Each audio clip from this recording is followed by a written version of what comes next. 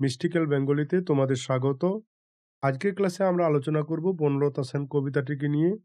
আজকের ক্লাসে আমরা আলোচনা করব আইসি বোর্ডের যে বাংলার সিলেবাস আছে তার অন্তর্গত জীবনানন্দ দাশের লেখা বনলতা সেন কবিতাটিকে নিয়ে। তো আজকের ক্লাসে যে বিষয়গুলিকে নিয়ে আমরা আলোচনা করব সেগুলো হচ্ছে কবি পরিচিতি, কবিতার উৎস, কবিতার মূল ভাব, কবিতার প্রত্যেক লাইনের অর্থ। এইগুলো আমরা আজকের ক্লাসে জানব। প্রথমেই আমরা আলোচনা করব কবি পরিচিতি ও কবিতার উৎসকে নিয়ে। কবি পরিচিতি জীবনানন্দ দাশ। জীবনানন্দ দাশ ছিলেন বিংশ শতাব্দীর অন্যতম প্রধান আধুনিক বাঙালি কবি, লেখক ও প্রাবন্ধিক। তিনি রূপসী বাংলার কবি হিসেবে পরিচিত। রবীন্দ্রনাথ ও নজরুল পরবর্তী তিনি বাংলা সাহিত্যে আধুনিকতার অন্যতম পথিকৃৎ।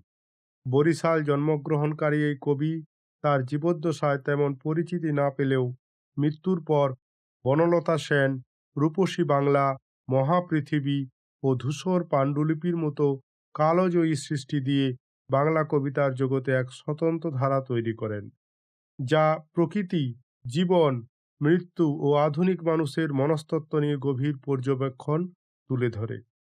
জন্ম ও শিক্ষা: তিনি 17 ফেব্রুয়ারি 1899 সালে বরিশাল, তৎকালীন বাংলা, বর্তমান বাংলাদেশে জন্মগ্রহণ করেন। তার পিতা ছিলেন সত্যানন্দ দাশ। তিনি ছিলেন শিক্ষক এবং একটি পত্রিকার সম্পাদক। মাতা কুসুম কুমারী দাস, তিনিও ছিলেন কবি। তার শিক্ষা বরিশালের ব্রজমোহন স্কুলে এবং পরবর্তী সময় কলকাতায় তিনি আসেন এবং কলকাতার প্রেসিডেন্সি কলেজ থেকে পড়াশোনা শেষ করেন। সাহিত্যকর্ম ও বৈশিষ্ট্য: তাঁর কবিতায় বাংলার গ্রামীণ প্রকৃতি, নিসর্গ ও নাগরিক জীবনের এক গভীর ও ভিন্নধর্মী চিত্র ফুটে উঠেছে। রবীন্দ্র পরবর্তী 30-এর দশকের আধুনিক কাব্যধারার অন্যতম প্রধান কবি, যিনি পাশ্চাত্যের আধুনিকতাবাদকে বাংলা কাব্যে মিশিয়েছিলেন। জীবদ্দশায় তেমন পরিচিতি না পেলেও মৃত্যুর পর তার রূপসী বাংলা, বনলতা সেন, সাতটি তারার তিমির এর মতো কাব্যগ্রন্থ তাকে অমরত্ব দিয়েছে।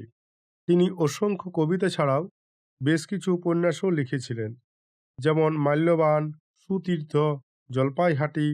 উল্লেখযোগ্য তার উপন্যাস এবং গল্প ও প্রবন্ধ লিখেছিলেন, যা মৃত্যুর পর আবিষ্কৃত হয়। তেমনই একটি প্রবন্ধ হচ্ছে কবিতার কথা। কর্মজীবন: বিভিন্ন কলেজে অধ্যাপনা করেছেন, তবে স্থায়ী চাকরি হয়নি। 1947 সালে দেশভাগের পর সপরিবারে কলকাতায় চলে আসেন। 22 অক্টোবর 1954 সালে কলকাতার এক ট্রাম দুর্ঘটনায় এই কবির জীবন অবসান হয়। তার সৃষ্টি যে উল্লেখযোগ্য কবিতাগুলি হচ্ছে ঝরা পালক, ধূসর পাণ্ডুলিপি, বনলতা সেন, মহাপৃথিবী, সাতটি তারার তিমির। উল্লেখযোগ্য উপন্যাস হচ্ছে মাল্যবান, সুতীর্থ, জলপাইহাটি, এগুলো আগেই উল্লেখ করলাম। প্রবন্ধ হচ্ছে কবিতার কথা। সাহিত্যিক গুরুত্ব কি? বাংলা কবিতায় আধুনিক মনস্তত্ত্বের সূচনা করেছিলেন কবি। প্রকৃতি ও মানুষের অন্তর্জগতের গভীর মেলবন্ধন তার কবিতায় দেখতে পাওয়া যায়।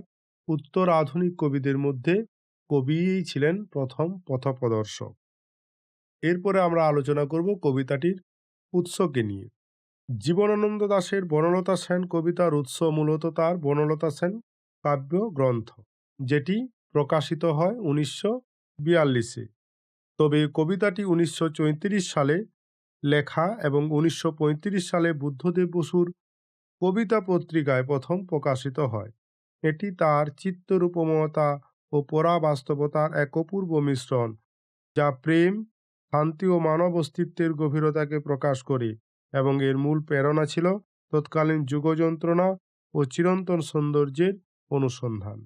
মূল উৎস ও প্রেক্ষাপট কি? কবিতাটি জীবনানন্দ দাশের বিখ্যাত কাব্যগ্রন্থ বনলতা সেন থেকে নেওয়া, যা 1942 সালে প্রকাশিত হয়। যদিও কাব্যগ্রন্থটি 1942-এর, কবিতাটি লেখা হয়েছিল 1934 সালে এবং 1935 সালে প্রথম প্রকাশিত হয়, যা রবীন্দ্র পরবর্তী বাংলা সাহিত্যে এক নতুন ধারার সূচনা করে। দ্বিতীয় বিশ্বযুদ্ধের প্রেক্ষাপটে দেশ কালের অস্থিরতার মাঝে রচিত এই কবিতাটিতে যুগ যন্ত্রণার ছাপ পাওয়া যায়, যা পাঠককে এক ধরনের ক্লান্তি ও শান্তির খোঁজ দেয়। কবিতাটিতে বনলতা সেন কি, এটা নিয়ে নানা মুনি নানা মত রয়েছে। বনলতা সেন নাটোরের কোনো বাস্তব মেয়ে ছিলেন বলে অনেকে মনে করেন, যিনি জীবনানন্দের পাশের বাড়ির বাসিন্দা ছিলেন, কিন্তু এটি একটি বিতর্কের বিষয়। কবিতাটিতে তিনি শুধু একজন নারী নন, কে বনলতা সেন, বরং তিনি মানব জীবনের ক্লান্তি, হতাশা ও শান্তির প্রতীক, যেখানে হাজার বছরের পথ চলার শেষে কবিতার চোখে আশ্রয় খুঁজে পান। কাব্যিক বৈশিষ্ট্য কি রয়েছে? এটি জীবনানন্দের চিত্তরূপমতার এক অসাধারণ উদাহরণ, যেখানে পরাবাস্তবতা ও বাস্তবতার মিছিলে এক স্বপ্নীল পরিবেশ সৃষ্টি হয়েছে। এটি কেবল প্রেম বা রোমান্টিকতার কবিতা নয়, বরং মানব অস্তিত্বের ইতিহাসবোধ, চিরন্তন শান্তি এবং এক অনন্ত আশ্রয়ের প্রতীকী উপস্থাপনা। যে সময়ে বনলতা সেন কবিতাটি লেখা হয়েছিল, সেই সময়ে বাংলার সাহিত্যে আধুনিকতার একটা বাঁক নিয়ে এসেছিল। এই জন্যেই আমি হেডলাইনে লিখেছি যে আধুনিক বাংলা কবিতার বাঁক বদল। কেন বাঁক বদল, সেটা এখন আমি বর্ণনা করব। আজ আমরা বাংলা সাহিত্যের এমন এক কালজয়ী কবিতা নিয়ে আলোচনা করব, যা কেবল একটি রচনা নয়, এটি একটি যুগ সন্ধিক্ষণ, রবীন্দ্র পরবর্তী আধুনিক বাংলা কবিতার একক মুক্তির সনদ। আমরা কথা বলছি কবি জীবনানন্দ দাশের বনলতা সেনকে নিয়ে। তোমরা জানো, বিংশ শতাব্দীর প্রথমার্ধে বাংলা সাহিত্য এক বিশাল ব্যক্তিত্বের ছায়ায় আচ্ছন্ন ছিল। তিনি হলেন রবীন্দ্রনাথ ঠাকুর। তার একক সৃষ্টিকে ডিঙিয়ে যাওয়া বা তার প্রভাব থেকে মুক্তি পাওয়া ছিল সেই সময়ে কবিদের কাছে সবচেয়ে বড় চ্যালেঞ্জ। রবীন্দ্রনাথের বাংলা সাহিত্যের উপর এই প্রভাবটিকে আমরা বলে থাকি রবীন্দ্র বলয় হিসেবে। কল্লোল প্রগতি পর্ব থেকে অনেক কবি চেষ্টা করেছেন রবীন্দ্রনাথের পথ থেকে সরে এসে নতুন কাব্যভাবনা আনতে। অচিন্ত কুমার সেনগুপ্তের মতো কেউ কেউ হয়তো অস্থিরভাবে আর্তনাদও করেছেন, পথ ছাড়ো রবীন্দ্রনাথ ঠাকুর, কিন্তু তাতে সত্যিকারের কোনো সাফল্য আসছিল না। এই সময়েই ১৩৪২ বঙ্গাব্দে বুদ্ধদেব বসু ও প্রেমেন্দ্র মিত্রের সম্পাদনায় প্রকাশিত হল ত্রৈমাসিক পত্রিকা কবিতা। এর উদ্দেশ্যই ছিল বাংলা কাব্যের আধুনিকতার স্বপ্নকে বাস্তব রূপ দেওয়া। আর ঠিক সেই সময়ে যখন সবাই নতুন স্বরের জন্য অপেক্ষা করছিল, বরিশালের নির্জন মফস্বল থেকে জীবনানন্দ দাশ লিখে পাঠালেন তার সেই ঐতিহাসিক কবিতাটি। ১৯৩৪ খ্রিস্টাব্দে রচিত এই কবিতাটি প্রকাশিত হল কবিতা পত্রিকার প্রথম বর্ষের ২য় সংখ্যায়। কবিতাটি পাঠ করার পর তৎকালীন কবি ও পাঠক সমাজ একমত হলেন, হ্যাঁ, যুগান্তর ঘটেছে। বাংলা কবিতা অবশেষে উত্তর রবীন্দ্রনাথ আধুনিকতার উপনীত হয়েছে। যেসব কবি কলকাতার বুদ্ধদেব বসুর বাড়িতে আড্ডা দিতেন, তারাও এই কবিতা পাঠ করে বিস্মিত হলেন। তাই বনলতা সেন নিছক একটি প্রেমের কবিতা নয়, এটি ছিল রবীন্দ্র উত্তর বাংলা কবিতাকে আধুনিকতার চূড়ান্ত স্বীকৃতি দানকারী একটি সৃষ্টি। যদি আমরা কবিতাটির গঠন বা আঙ্গিক খুঁটিয়ে দেখি, তাহলে অবাক হতে হয়। এটি ৩টি স্তবকে বিভক্ত, প্রতিটি স্তবক ৬ পংক্তির। এটি প্রথাগত অক্ষরবৃত্ত বা পয়ারে লেখা, কিন্তু কবিতার গঠনে কিছু ত্রুটি যেন ইচ্ছাকৃতভাবে রাখা হয়েছে। প্রথম স্তবকের পংক্তিগুলি ২২ মাত্রার হলেও দ্বিতীয় ও তৃতীয় স্তবকে মাত্রার কোনো শৃঙ্খলা নেই। পংক্তিগুলি কখনো ১৮, কখনো ২২, কখনো ২৬ মাত্রা। এটিকে কি আমরা ত্রুটি বলবো? না, বরং এটি ছিল কবির চিরায়ত কাব্যরীতির ভেতরে আধুনিক নৈরাজ্যের একটি নিরীক্ষা।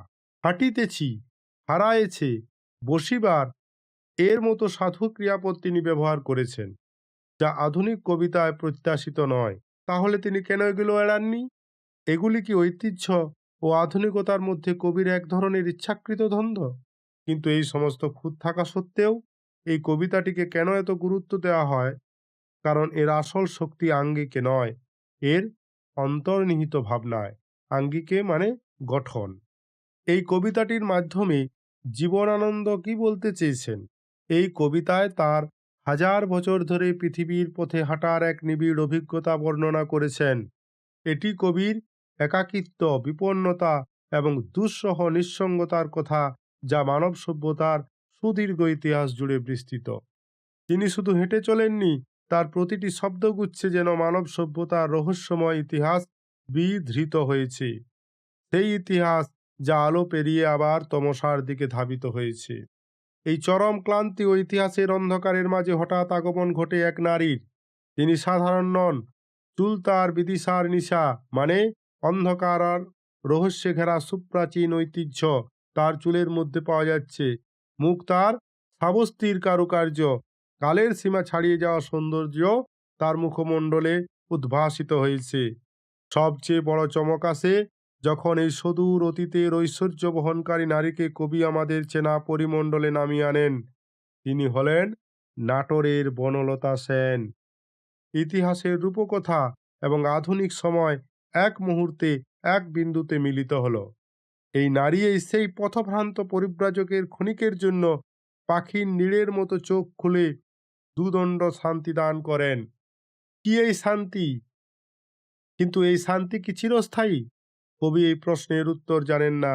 সন্ধ্যা নামে, সব পাখি ঘুরে ফেরে, কিন্তু কবি জানেন যে অন্ধকার অপরাজেয়। কবি দেখান যে সব পাখি ঘরে ফিরলেও সব নদী কিন্তু উৎসে ফিরে যায় না। তারা মহাসমুদ্রের গভীরতর অন্ধকারের দিকে তাদের অভিযাত্রা অব্যাহত রাখে।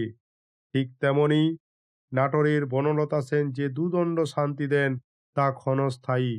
ক্ষণিকের শান্তির বাড়ি বিলিয়ে দিয়ে তিনি অপরাগ। কবি পরিব্রাজকের পরিত্রাণ নেই, তাকে ফের হাজার বছর ধরে পৃথিবীর পথে হেঁটে যেতেই হবে। এই অপ্রতিরোধ্য যাত্রা, ক্লান্তি এবং রহস্যের ভারেই হলো এই কবিতার মূল দর্শন।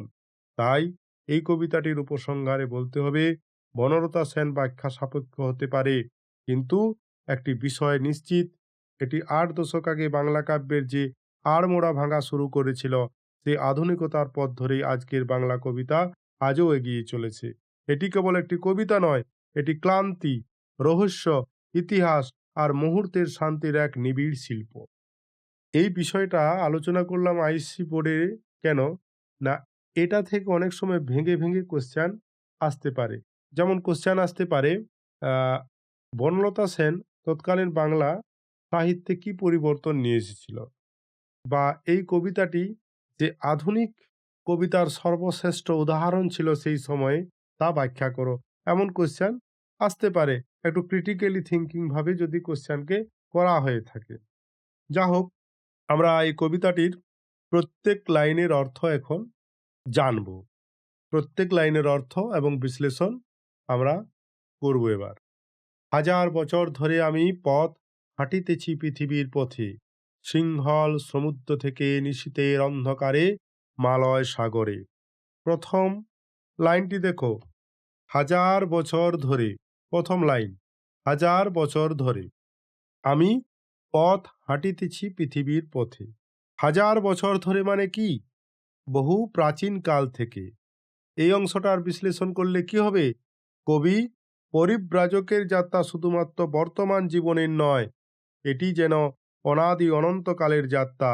এই পথ হাঁটার ব্যাপ্তি সহস্র বছর ধরে। তাই বলা হয়েছে কবিতার প্রথমেই, হাজার বছর ধরে আমি পথ হাঁটিতেছি পৃথিবীর পথে। মানে কি? আমি এই পৃথিবীর সমস্ত পথে হেঁটে চলেছি। পথ শব্দটিকে দেখো, দুবার কবি ব্যবহার করেছেন। একবার পথ হাঁটিতেছি, আর পৃথিবীর পথে। কেন এমন বলা হয়েছে? না, এই নিরন্তর যাত্রার ক্লান্তি ও একঘেয়েমি ফুটিয়ে তুলেছেন দুবার পথ শব্দটিকে ব্যবহার করে। বোঝা গেল? এরপর আমরা পড়ব, সিংহল সমুদ্র থেকে নিশীথের অন্ধকার মালয় সাগরে। মানে কি? সিংহল মানে কি? শ্রীলঙ্কা। আর মালয় সাগর মানে কি? মালয়েশিয়ার সাগর বা মালয়েশিয়ার সমুদ্র, এটাকে বোঝানো হয়েছে। তাহলে এর ভাবার্থ কি হবে? না শ্রীলঙ্কার সমুদ্র থেকে গভীর রাতে মালয়েশিয়ার সমুদ্র পর্যন্ত? এই লাইনটির বিশ্লেষণ কি হবে? না এই লাইনগুলি কেবল ভৌগোলিক স্থানের উল্লেখ নয়, এগুলি নির্দেশ করে সমুদ্রের বুকে বিপদসংকুল দূরগামী ও ব্যাপক ভ্রমণ। নিশীথের অন্ধকারে শব্দটি রহস্য বিপন্নতাকে বাড়িয়ে তোলে। অনেক ঘুরেছি আমি, অনেক ঘুরেছি আমি, আমি দীর্ঘকাল ধরে বহু স্থানে ভ্রমণ করেছি। বিশ্লেষণ করলে কি হবে? দীর্ঘ এবং ক্লান্তিকর ভ্রমণের এটি স্বীকৃতি জানাচ্ছে। বিম্বিসার অশোকের ধূসর জগতে। বিম্বিসারকে ইতিহাস পড়তে হবে এর জন্যে। বিম্বিসারকে, বিম্বিসার ছিলেন মগধের রাজা। তাহলে এর ভাবার্থ কি হবে এই লাইনটির? বিম্বিসার এবং সম্রাট অশোকের সময়ের প্রাচীন গত হয়ে যাওয়া পৃথিবীতে। বিম্বিসার অশোকের ধূসর জগতে। ধূসর জগৎ বলতে যে জগৎ আবছা দেখা যাচ্ছে, মানে ইতিহাসের পাতায় শুধু রয়েছে, সেটা কি? না গত হয়ে যাওয়া পৃথিবী। বিশ্লেষণ করলে কি হবে? ধূসর জগতে শব্দটি প্রাচীন ইতিহাস ও অতীতের নিষ্প্রাণতাকে বোঝায়। কবি যে শুধু বর্তমানে হেঁটেছেন তা নয়, ইতিহাসের কালো পরিক্রমাও তিনি হেঁটেছেন। সেখানে ছিলাম আমি, সেই প্রাচীন অতীতেও আমার অস্তিত্ব ছিল। আরো দূর অন্ধকার বিদর্ভ নগরে সেখানে ছিলাম আমি। এটির বিশ্লেষণ কি হবে? কবির অতীতের সঙ্গে সংযোগ এবং তার সত্তার চিরন্তনতাকে তুলে ধরে। আরো দূর অন্ধকার বিদর্ভ নগরে, এর ভাবার্থ কি হবে? আরো দূরের এক রহস্যময় ও প্রাচীন নগরী বিদর্ভ, যেটি মধ্য ভারতের একটি প্রাচীন রাজ্য। এর বিশ্লেষণ করলে কি হবে? অন্ধকার শব্দটি ব্যবহার করে, এই যে অন্ধকার শব্দটি ব্যবহার করা হয়েছে, এই শব্দটিকে ব্যবহার করে অজ্ঞাত ধূসর অতীত এবং ইতিহাসের রহস্যের দিকে ইঙ্গিত করা হয়েছে। আমি ক্লান্ত প্রাণ এক, চারিদিকে জীবনের সমুদ্র সফেন। মানে কি? আমি একজন ক্লান্ত আত্মা, যার চারপাশে জীবন ফেনিল সমুদ্রের মতো। জীবন ফেনিল সমুদ্রের মতো মানে কি? চঞ্চল ও অস্থির। এর বিশ্লেষণ করলে কি হবে? কবির মানসিক অবস্থা ক্লান্ত, পরিশ্রান্ত। সমুদ্র সাফেন উপমাটি জীবনের অস্থিরতা, কোলাহল, নিরন্তর সংগ্রাম ও চাঞ্চল্যকে বোঝায়। আমারে দুদণ্ড শান্তি দিয়েছিল নাটোরের বনলতা সেন। মানে কি? আমাকে মাত্র ক্ষণিকের জন্য শান্তি ও বিশ্রাম দিয়েছিল। বিশ্লেষণ করলে কি হবে? এই দীর্ঘ ক্লান্তিকর ঐতিহাসিক যাত্রার পর কবি একটি নাম পরিচয়যুক্ত আশ্রয় খুঁজে পেলেন। সে আশ্রয়কে নাটোরের বনলতা সেন। নাটোরের একজন নারী, যার নাম বনলতা সেন, দুদণ্ড শান্তির ইঙ্গিত করে যে এই শান্তি ক্ষণস্থায়ী ছিল না। এই যে দুদণ্ড শান্তি। দেখো, আগের আলোচনার সময় যে মূল ভাব আলোচনা করছিলাম, বা এটি হচ্ছে বাংলা সাহিত্যের একটি বাঁক, এই কবিতাটি, সেটা যখন আলোচনা করছিলাম, দেখো এই প্রসঙ্গগুলো বলেছিলাম। এরপর আমরা কবিতাটির দ্বিতীয় স্তবকের বিশ্লেষণে যাব। চুল তার কবেকার অন্ধকার বিদিশার নিশা, তার চুলগুলি বহু প্রাচীন, অন্ধকারে ঢাকা বিদর্ভ নগরীর রাতের মতো। এই উপমাটি বনলতা সেনের চুলের গভীর রহস্যময়তা, অন্ধকার সৌন্দর্য এবং প্রাচীন ঐতিহ্যের ভার বহন করে। কবেকার শব্দটি অতীতের সঙ্গে সংযোগ স্থাপন করে। মুখ তার শ্রাবস্তীর কারুকার্য, তার মুখ প্রাচীন শ্রাবস্তী নগরীর ভাস্কর্যের মতো নিখুঁত ও সুন্দর। এই শ্রাবস্তী নগরটি আমাদের ইতিহাসে পাওয়া যায়। এটি কোশলের রাজধানী ছিল। এর বিশ্লেষণ কি হবে?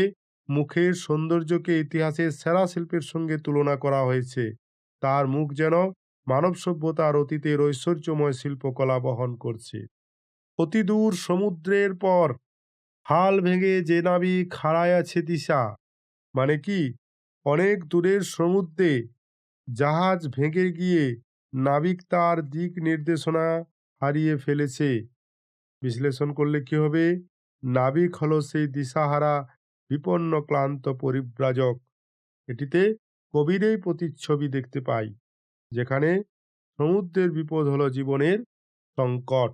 সবুজ ঘাসের দেশ যখন সে চোখে দেখে, দারুচিনি দ্বীপের ভিতর। কি সুন্দর লাইন! সবুজ ঘাসের দেশ যখন সে চোখে দেখে, দারুচিনি দ্বীপের ভিতর। সেই নাবিক ঠিক যখন দারুচিনি দ্বীপের, অর্থাৎ দারুচিনি দ্বীপ বলতে কাকে বোঝানো হয়? শ্রীলঙ্কা বা ইন্দোনেশিয়াকে বলা হয়, কারণ এখানে দারুচিনি গাছ পাওয়া যায় সবচেয়ে বেশি। তাই এই দুটি অঞ্চলকে দারুচিনি দ্বীপ বলা হয়, শ্রীলঙ্কা ও ইন্দোনেশিয়াকে। কি বলছে? ঠিক যখন দারুচিনি দ্বীপের মধ্যে সবুজ ঘাসের দেশ বা আশ্রয় সে খুঁজে পায়। এর বিশ্লেষণ করলে কি হবে? এটি হঠাৎ করে বিপন্নতার মাঝে আশ্রয় ও আশার আলো খুঁজে পাওয়ার উপমা।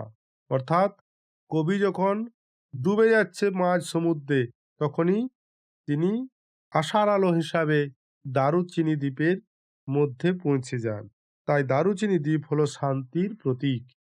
তেমনি দেখেছি তারে অন্ধকারে, বলেছে সে এতদিন কোথায় ছিলেন। সেইভাবে আমি তাকে অন্ধকারে দেখলাম। সেইভাবে বলতে কি? কোনভাবে? আশ্রয় পাওয়ার মতো করেই। সেইভাবে আমি তাকে অন্ধকারে দেখলাম।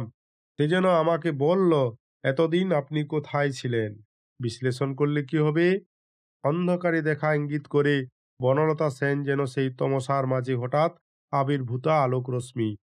প্রশ্নটি হলো স্নেহ ও পরিচিতির প্রশ্ন, যেন এই সাক্ষাৎ অনিবার্য ছিল। পাখির নীড়ের মতো চোখ তুলে নাটোরের বনলতা সেন। এর ভাবার্থ কি হবে? পাখির বাসার মতো শান্ত, স্নিগ্ধ ও নিরাপদ চোখ তুলে তাকালো নাটোরের বনলতা সেন। বিশ্লেষণ করলে কি হবে? এটি কবিতার সবচেয়ে বিখ্যাত উপমা। পাখির নীড় হলো নিরাপত্তা, কোমলতা, উষ্ণতা ও শান্ত আশ্রয়ের প্রতীক। ক্লান্ত পথিকের জন্য তার চোখ ছিল তেমনই এক বিশ্রাম স্থল। এরপরে আমরা আলোচনা করব কবিতাটির তৃতীয় স্তবকটি নিয়ে। সমস্ত দিনের শেষে শিশিরের শব্দের মতন সন্ধ্যা আসে। এর ভাবার্থ কি হবে? সারাদিনের ক্লান্তি শেষে শিশির পড়ার মতো নিঃশব্দে ও শান্তভাবে সন্ধ্যা নামে। এর বিশ্লেষণ করলে কি হবে? সন্ধ্যা আসার প্রক্রিয়াটি এখানে শিশিরের শব্দের মতন, অর্থাৎ নিঃশব্দে, স্নিগ্ধতায় ও অনিবার্যভাবে আসে। এটি এক ধরনের বিষণ্ণ প্রশান্তি নিয়ে আসে। ডানার রৌদ্রের গন্ধ মুছে ফেলে চিল। চিল তার ডানায় লেগে থাকা সূর্যের আলো উত্তাপের চিহ্ন মুছে ফেলে। বিশ্লেষণ কি? দিনের ক্লান্তি ও কর্মব্যস্ততা শেষে বিশ্রাম ও অবসানের এটি প্রতীক। পৃথিবীর সব রং নিভে গেলে পাণ্ডুলিপি করে আয়োজন। এর ভাবার্থ কি? প্রকৃতির সব উজ্জ্বলতা ও আলো কমে এলে যেন লেখার পাণ্ডুলিপি তৈরি হয়। এর মানে কি? সন্ধ্যা নামার সঙ্গে সঙ্গে প্রকৃতির সব কোলাহল ও বৈচিত্র্য শেষ হয়। পাণ্ডুলিপি হলো নীরবতা, চিন্তা ভাবনা এবং গল্পের আয়োজন। পাণ্ডুলিপি আমরা কাকে বলি? যখন কোনো লেখক বা কবি তার কবিতা খসড়া করে লিখছেন, অর্থাৎ রাফ কাগজে লিখে যাচ্ছেন এবং তার ভাবনা ফুটিয়ে তুলছেন, তাকে বলে পাণ্ডুলিপি। এই লেখা, এই ভাবনা ফুটিয়ে তোলা অত্যন্ত নির্জনতার সাথে হয়ে থাকে। তাই পাণ্ডুলিপি হলো নীরবতা, চিন্তা ভাবনা এবং গল্পের আয়োজন, অর্থাৎ কথাবার্তা বলার প্রস্তুতি। তখন গল্পের তরে জোনাকির রঙে ঝিলমিল। সেই সময় গল্প বলার জন্য জোনাকির আলোয় চারিদিক ঝলমল করে। জোনাকির আলো হলো অন্ধকারে ক্ষণিকের আলো ও স্নিগ্ধতার প্রতীক। এটি বনলতা সেনের উপস্থিতি ও তার সঙ্গে কথোপকথনের ইঙ্গিত। সব পাখি ঘরে আসে, সব নদী ফুরায়, এ জীবনের সব লেনদেন, থাকে শুধু অন্ধকার মুখোমুখি বসিবার। বনলতা সেন। সব পাখি ঘরে আসে, সব নদী ফুরায়, এ জীবনের সব লেনদেন।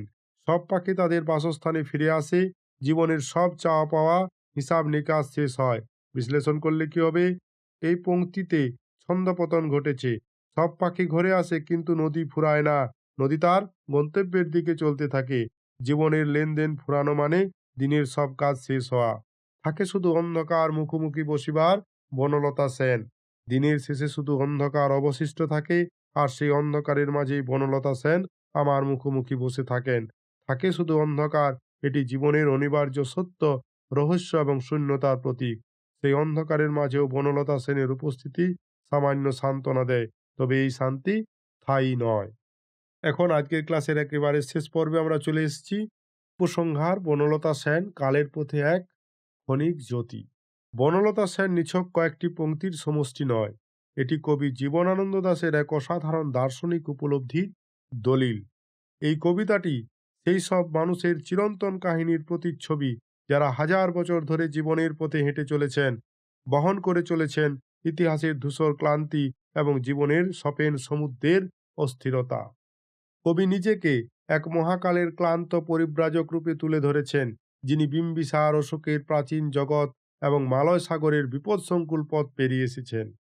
তার এই যাত্রা কেবল শারীরিক নয়, বরং অনাদি অনন্ত সময়ের পথে আত্মার অন্বেষণ। এই নিদারুণ ক্লান্তি অন্ধকার মাঝে বনলতা সেনের আবির্ভাব যেন এক অলৌকিক ঘটনা। তিনি কেবল একজন নারী নন, তিনি বিদিশার নিশা, কেশে এবং সাবুস্তির কারুকার্য মুখে তিনি বহন করেন সুপ্রাচীন ইতিহাসের ঐশ্বর্যময় সৌন্দর্য। তিনি সেই পাখির নীড়ের মতো স্নিগ্ধ চোখ নিয়ে আসেন, যা দিকহারা নাবিকের কাছে দারুচিনি দ্বীপের মতো নিরাপত্তা ও ক্ষণিকের শান্তির আশ্বাস নিয়ে আসে। কিন্তু জীবনের শেষ কথা শান্তি নয়। সন্ধ্যার আগমন শিশিরের শব্দের মতো নিঃশব্দ হলেও এটি বহন করে অন্ধকারের অনিবার্যতা। সব পাখি ঘরে ফিরলেও সব নদী যেমন ফুরায় না, তেমনি কবির নিরন্তর যাত্রা এবং অন্তরের শূন্যতাও শেষ হয় না। সমস্ত লেনদেন চুকিয়ে দেওয়ার পরেও যা অবশিষ্ট থাকে, তা হলো অন্ধকার, এবং সেই অন্ধকারে মুখোমুখি বসিবার বনলতা সেনের ক্ষণস্থায়ী সান্ত্বনা। তাই বনলতা সেন শুধু আধুনিক বাংলা কবিতার পথপ্রদর্শক নয়, এটি এক গভীর কাব্যিক উচ্চারণ, যা আমাদের শেখায় যে বিশাল মহাজাগতিক শূন্যতা ও ক্লান্তি সত্ত্বেও ভালোবাসার এক মুহূর্ত বা একটি স্নিগ্ধ দৃষ্টি, তা যতক্ষণে ক্ষণস্থায়ী হোক, জীবনকে অর্থবহ করে তোলার জন্য যথেষ্ট। এই কারণেই কবিতাটি আজও পাঠকের হৃদয়ে রহস্য, শান্তি ও সৌন্দর্যের এক অনিবার্য শিখা জ্বালিয়ে রেখেছে। তাহলে আজকের ক্লাসটি এখানে শেষ হচ্ছে। আশা করি ক্লাসটি তোমাদের উপকারে আসবে। ভালো থাকবে, সুস্থ থাকবে, পড়াশোনায় থাকবে।